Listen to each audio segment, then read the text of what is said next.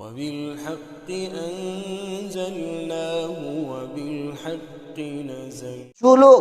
حضرت سیدنا حسین رضی اللہ تعالیٰ عنہ سے محبت میں آج ماتم کرتے ہیں، اپنے سینے پیٹتے ہیں، میں ان سے ایک بات کہوں گا کہ اگر حضرت سیدنا حسین رضی اللہ تعالیٰ عنہ کو اللہ تعالیٰ ایک موقع دے دے کہ جاؤ تم ان لوگوں کے پاس جاؤ جو تم سے محبت کا دعویٰ کرتے ہیں، ان سے جا کر ملو، اور حضرت سیدنا حسین رضی اللہ تعالیٰ عنہ تمہارے پاس آئیں، تم سے ملے اور تم کو اس حال میں دیکھے کہ تم اپنے سینے پیٹ رہے ہو، قسم خدا پاک کی یہ شیر خدا تم سے ضرور کہے گا کہ اپنے سینے پیٹنے والوں، اگر تمہیں مجھ سے محبت ہے تو جاؤ یہ تلوار ایک ظالم پر چلاؤ، اس تلوار کو ظالم کا ظلم روکنے کے لیے استعمال کرو، یہ تلوار تم اپنے سینے پر کیوں مار رہے ہو بزدلوں کی طرح؟ اور اگر تلوار کا وار چلانا ہے تو تم اپنے نفس پر چلاؤ، تم اپنے نفس کو کچلو، جس نفس کی خواہش کو پورا کرنے کے لیے آج تم اس محبت کا ڈھونگ رچے ہوئے ہو۔ اس لیے تھوڑی دیر کے لیے یہ شیعان علی